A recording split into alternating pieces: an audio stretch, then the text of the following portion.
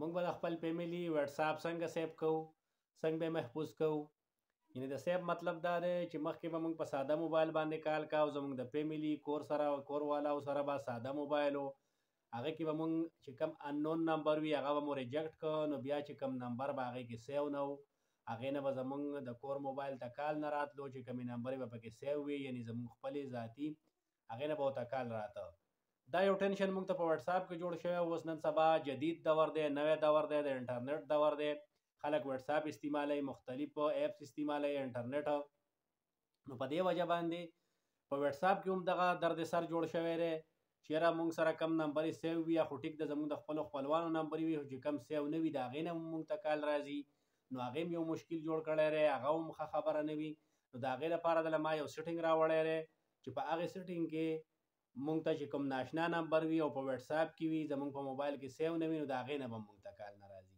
دا به زه تاسو ته اوس ښیم چې یاره کم ناشنا نمبر وي، زموږ سره په موبایل کې سیو نه وي، زموږ سره په واتس اپ کې سیو نه وي، نو د هغې نه به موږ ته کال نه راځي. نو دغه مسله مو حل شوه.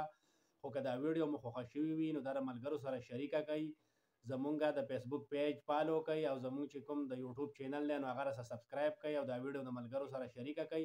نو راځئ اوس به ځو د موبایل سکرین سایډ ته، هلته به تاسو ته داسې پریکټیکل زه ښیم چې یاره موږ به څنګه داسې سیټینګ کوو چې موږ ته د ناشنا نمبر نه زموږ په موبایل کې سیو نه وي، د هغې نه موږ ته کال نه راځي، هغه به موږ سیم بلاک کوو. نو راځئ موږ سره د موبایل سکرین سایډ ته. دا سیټینګ پکې نوی راغلی دی، نو راځئ تاسو ته به ښیم، خپل واتس اپ ته به ورځو. دا موږ واتس اپ اوپن کړه، دا 3 ډاټ به اوپن کړو، خپل سیټینګ ته به راشو، دلته به خپله پرایوسي اوپن کړو،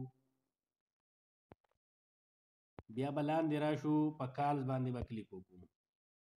تاسو ته به داسې یو انټرفیس شو کړی شي سایلنس انون کالرز، یعنی دا چې کوم کال والا تاسو نه پیژنئ، یعنی د نه پیژندو مطلب دا دی چې تاسو سره سیو نه وي په موبایل کې، نو د هغو نه به تاسو ته کال نه راځي، او چې کمې نمبرې سیو وي نو د هغې نه به ته کال راځي. دا به دلته اوپن کوئ.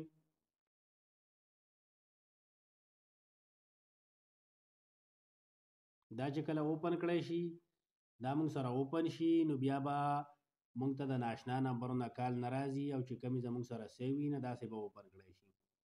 نو چې کمې زموږ سره سیو وي د هغې نه به موږ ته کال راځي، چې کمې سیو نه وي د هغې نه به موږ ته کال نه راځي. نو دا واتس اپ یو ډېر ښکلی او یو ښایسته سیټینګ راوړی دی.